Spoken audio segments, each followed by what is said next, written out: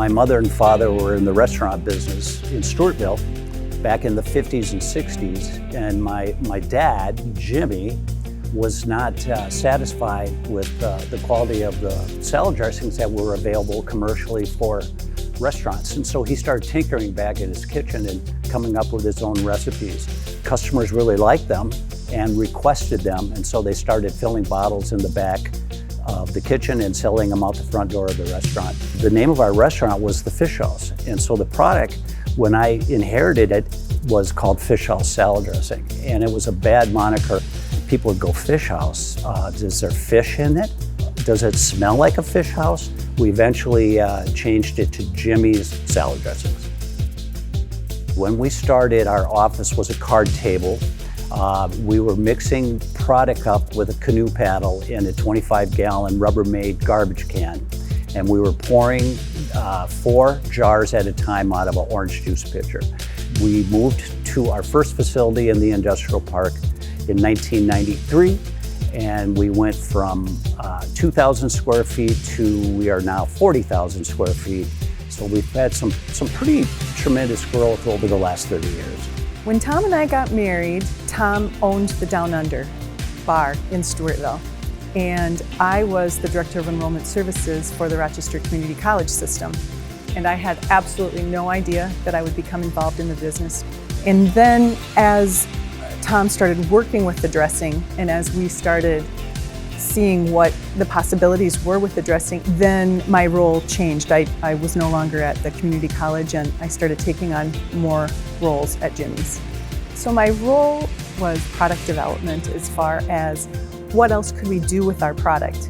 Of course, everyone can use it on their salads, but we looked to figure out ways that we could utilize our product in recipes. So we did a lot of recipe development that utilized our product in many different ways, whether it was on pasta or in desserts. It was really fun to be able to take those products and develop different recipes. I love the autonomy of owning my own business. The restaurant business is not conducive to family life because you are working. On holidays, you're working evenings, weekends, and times when most families are together. So what I really enjoyed was being able to go to all of my son's sporting events. Being together as a family was very, very important to me. Currently, I'm getting ready to retire. I'm hoping to retire at the first of this next year. And our oldest son, Sam, has been doing the heavy lifting here at Jimmy's, primarily running the company. And so he's going to be taking over. And with that young spirit, young ideas, it's time to pass the torch, if you will. So, being a part of a family business and being the third generation has really been the ultimate privilege. So you're able to grow up with your mentor, your hero, in the same household as you, and to be privy to a lot of the conversations of how to run a business has just been invaluable, and something that I've really strived to live up to. Everybody wants to be like their dad, and that certainly is the case here for me.